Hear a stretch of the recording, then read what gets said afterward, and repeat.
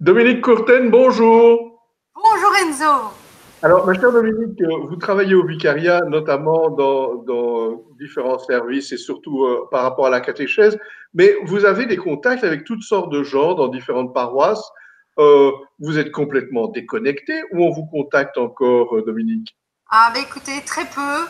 Je suis encore de temps en temps au bureau parce que j'ai la chance de pouvoir être toute seule.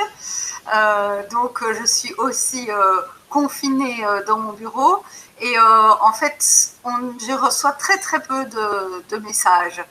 Donc voilà, on est assez déconnecté du terrain effectivement.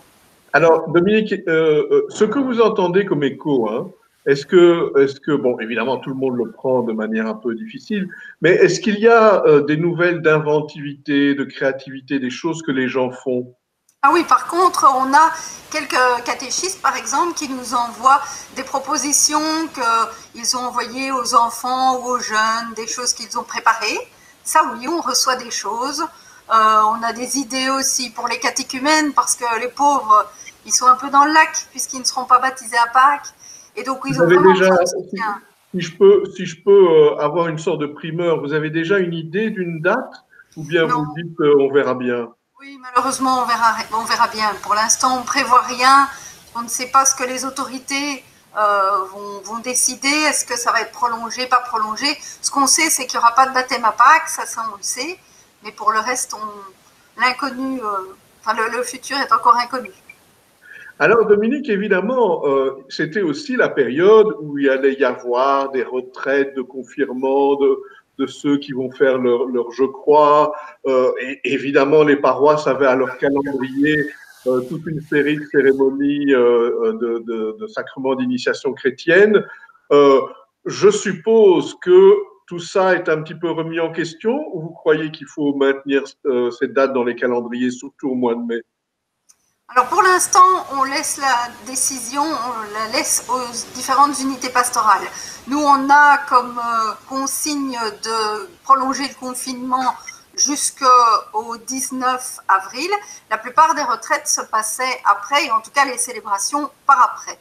Donc on laisse pour l'instant en attente de voir si s'il faut annuler ou pas. Donc il y a certaines, je pense, certaines unités pastorales qui ont déjà pris des dispositions, d'autres sont dans l'attente. Euh, on peut par exemple, j'imagine, hein, on peut par exemple reporter les choses à l'automne, je suppose. Oui, à mon avis, ça va être faisable. En tout cas, je ne pense pas qu'on va reporter d'un an carrément toutes les célébrations. Il y en aura d'autres, mais qui seront hors temps pascal, du coup. Alors, bien entendu aussi, vous aviez vous-même une série de rencontres avec des paroisses, de formation, même tous ces agendas, je suppose, sont remis en question. Ah oui, tout est annulé. La seule chose qui reste pour nous encore, c'est la catofête qu'on pensait organiser le 19 juin. Donc peut-être aura-t-elle lieu, peut-être pas. C'était un moment justement pour remercier tous les catéchistes, tous les accompagnateurs de catéchumènes et tous les accompagnateurs de jeunes, les remercier pour tout ce qu'ils ont fait pendant l'année. Donc si ça peut avoir lieu, ça peut être au moins intéressant, ne fût-ce que pour glaner les expériences de chacun pendant cette période de confinement. Mais est-ce qu'on pourra le faire ou pas? C'est encore un point d'interrogation. Alors, Dominique, vous allez tous les jours au travail ou bien quand il faut, comment est-ce que ça se passe au vicariat? Comment est-ce que les gens décident en fait? Alors en fait, j'ai tout à fait la possibilité de télétravailler, mais voyez-vous, j'ai deux grands ados qui sont très très contents que je puisse dégager le plancher Oui. parce que ils ont aussi des devoirs à faire. Hein. Les professeurs leur ont envoyé des tas de choses.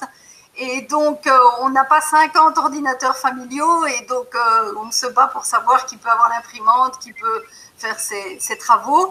Donc, comme justement je vous ai dit, j'ai la chance, il y a très peu, enfin il y a presque personne au vicariat et j'ai la chance d'être toute seule à un étage dans mon petit bureau.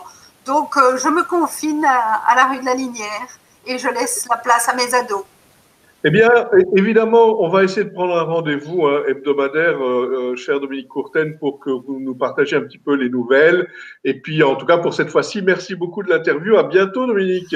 Merci, à bientôt.